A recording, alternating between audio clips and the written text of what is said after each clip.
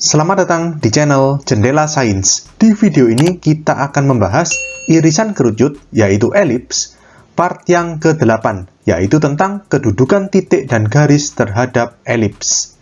Simak terus video ini sampai akhir. Yang pertama, kita membahas kedudukan titik terhadap elips. Seperti halnya pada lingkaran dan parabola, ada 3 macam kedudukan titik terhadap elips. Yang pertama, titik terletak di dalam elips. Yang kedua, titik terletak pada elips. Dan yang ketiga, titik terletak di luar elips. Caranya pun juga mirip. Kita mensubstitusikan koordinat titik itu, misalkan x1, y1, ke dalam persamaan elips. Ada 3 kemungkinan kan? Kalau misalkan titik x1, y1 terletak di dalam elips, maka berlaku seperti ini. Jadi x1, y1 dimasukkan dibandingkan ruas kiri dan ruas kanannya. Kalau misalkan lebih kecil, ini persamaan 1 ya, yang elipsnya berpusat di 0,0, baik itu horizontal maupun vertikal, dan ini persamaan 2, elipsnya berpusat di alfa, beta, baik itu horizontal maupun vertikal. Kalau dimasukkan ternyata tanda yang memenuhi ruas kiri itu lebih kecil daripada ruas kanan, maka titik terletak di dalam elips. Kalau ternyata sama, ruas kiri sama dengan ruas kanan, itu berarti titik terletak tepat pada elips, seperti ini. Dan kalau misalkan yang ketiga, ternyata ruas kirinya setelah dimasukkan x1, y1 itu lebih besar daripada ruas kanan, ya berarti titik itu terletak di luar elips. Simpel seperti itu. Seperti halnya pada lingkaran dan parabola. Oke?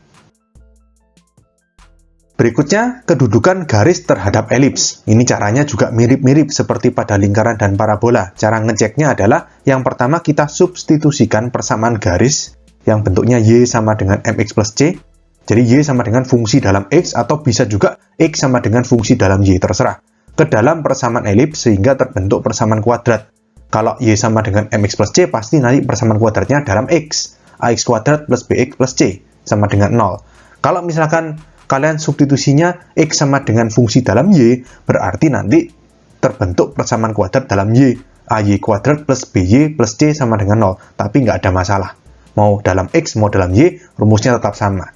Kemudian, setelah terbentuk persamaan kuadrat, kita cari diskriminan.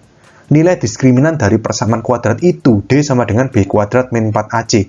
B itu koefisien X, A itu koefisien X kuadrat, C itu konstanta.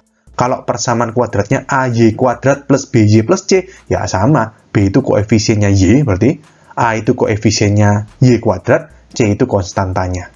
Oke, dari nilai D, ini bisa kita lihat bagaimana kedudukan garis terhadap elips. Ada 3 kemungkinan juga. Yang pertama adalah berpotongan atau garis memotong elips. Garis Y sama dengan mx plus c yang warna biru ini memotong elips jika setelah kita substitusikan terus cari nilai D-nya itu positif ternyata. D lebih besar dari 0. Kemudian kalau misalkan D atau diskriminannya pas sama dengan 0, artinya garis Y sama dengan mx plus c itu bersinggungan atau menyinggung elips di 1 titik di sini. Kalau berpotongan tadi kan di 2 titik, sini sama sini. Oke? Tapi kalau misalkan ternyata D-nya ini negatif, lebih kecil dari 0, ya berarti tidak berpotongan dan tidak bersinggungan. Atau dengan kata lain, garis tidak memotong dan tidak menyinggung elips. Garis saling asing dengan elips. Oke? Kita langsung ke contoh soal. Jika garis Y sama dengan mx plus 1 menyinggung elips x kuadrat plus 2y kuadrat sama dengan 1, tentukan nilai M. Oke, ini persamaan elipsnya ini masih belum dalam bentuk x kuadrat per a kuadrat plus y kuadrat per b kuadrat sama dengan 1. Tapi nggak ada masalah. Ya, yang penting kita substitusi, kita cari persamaan kuadrat, cari diskriminan. Jadi walaupun persamaan elipsnya bentuknya masih berantakan seperti ini, tidak sesuai format, tidak masalah. Ya, jadi kita langsung substitusi aja. Y sama dengan mx plus 1 ini ke dalam persamaan elips. Jadi di sini Y-nya kita ganti dengan mx plus 1. Kita kerjakan. Berarti x kuadrat plus 2 dikali dalam kurung mx plus 1 dikuadratkan sama dengan 1. Jadi x kuadrat plus 2 ini kita jabarkan berarti a kuadrat m kuadrat x kuadrat berarti ya. Plus 2ab berarti plus 2 mx plus 1 kuadrat ya 1 kurung tutup sama dengan 1, pindah sekalian ke ruas kiri karena kita mau membentuk persamaan kuadrat, ruas kanannya 0 min 1 sama dengan 0.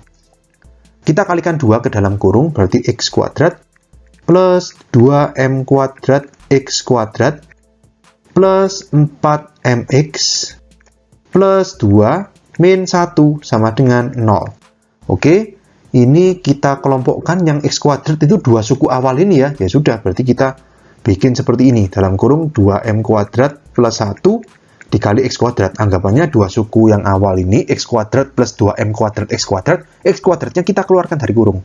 Sehingga yang dalam kurung tinggal 1 plus 2M kuadrat. Atau kita tukar posisi 2M kuadrat plus 1 dalam kurung X kuadrat.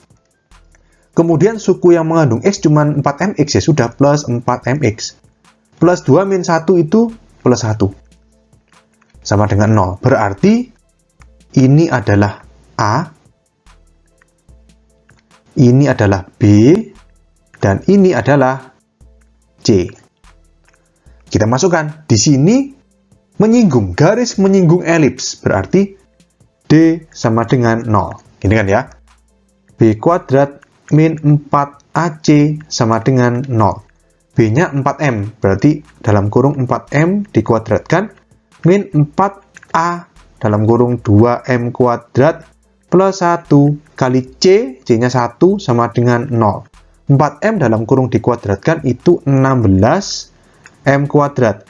Min 4 dikalikan ke dalam kurung min 8M kuadrat. Min 4 kali 1 min 4 sama dengan 0. 1 kan nggak usah ya. Jadi 16 min 8 itu 8M kuadrat min 4 sama dengan 0. Ini kita bagi 4 ya, kedua ruas ya. Bagi 4 berarti jadi, kita lanjut ke atas saja, berarti jadi 2M kuadrat min 1 sama dengan 0. Artinya 2M kuadrat sama dengan 1, berarti M kuadrat sama dengan setengah. M berarti sama dengan plus minus ya, plus minus akar setengah. Ini akar 1 per akar 2, langsung kita rasionalkan kali akar 2 per akar 2. Berarti M sama dengan plus minus akar 2 per 2, atau setengah akar 2. Oke, jadi plus minus itu mungkin ya untuk nilai M ya. Jadi gradien bisa positif, bisa negatif. Jadi jawabannya nggak ada yang TM, bisa dua-duanya. Bisa M sama dengan setengah akar 2, atau M sama dengan min setengah akar 2. Oke, jadi kita dapatkan jawaban soal ini. Jika garis Y sama dengan MX plus 1 menyinggung elips X kuadrat plus 2Y kuadrat sama dengan 1, maka nilai M adalah plus minus setengah akar 2. Oke, sekian untuk video kali ini. Untuk melihat playlist lengkap dari bab ini, bisa kalian klik thumbnail playlist yang ada di sebelah kanan atas ini. Jika ada pertanyaan, saran, maupun kritik, bisa kalian tulis di kolom komentar. Semoga bermanfaat dan sampai jumpa di video selanjutnya.